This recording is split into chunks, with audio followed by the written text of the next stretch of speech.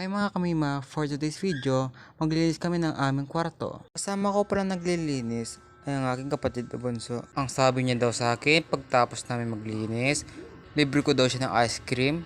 Ay di pa ning alte, makanan ako mayayat kanyan. Ala na ako nga gawa. Uling karakal lilinis aking balay, Diyos ko po. E ako naman nagyungan ta, karakal. O yari na yung story time. O yan, nag-umpisa na kami. Tutuklip miniingki kaming ulas o aren. Bakit niya parugo itong kulambo kong sira-sira? Magpagbagyan mo ko ng tabache ba't ang malinis? Kita berog kepin, panggap-panggap ka na soy. At ayan na nga, inaayos namin isa-isa ang mga gamit namin.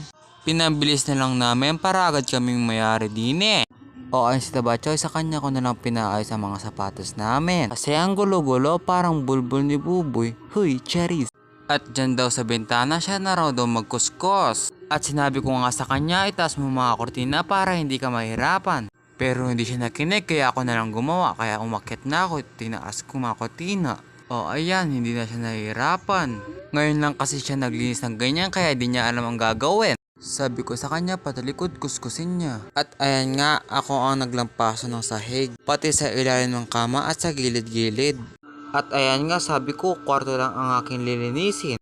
Pero bakit buong bahay na ata aking nililinisan? Naalala ko nga sinabi niya kahapon. Ang sabi nga ni mama, maglampasan daw ako kasi ang kapal-kapal na ng alikabok. Parang kasing kapal na raw na mukha ko. Kaya ayan, nilinis ko na ang aming buong bahay. Kung nga ka maglinis, madali ka kamudra. Dragonya pa naman ni Mako. Uy, charot lang ma. At ayan nga, pati kwarto ni kuya ko nilinis ko na rin. Kasi raw ang alikabok na rin daw ang kanyang kwarto. At ang gulo-gulo pa raw kaya tinabi-tabi ko na. At ayan nga, nilapasok ko na rin para malinis. Opak, tapos na. Walang mintis, walang kulang. Sakto lang. Inis na lahat yan ma. Oh, di ba? At ayan, pati kwarto ni kuya. O kuya, linis lahat yan. Baka naman sa payday. Huy, charot. O ayan ang finished product. Tapos na. O di ba?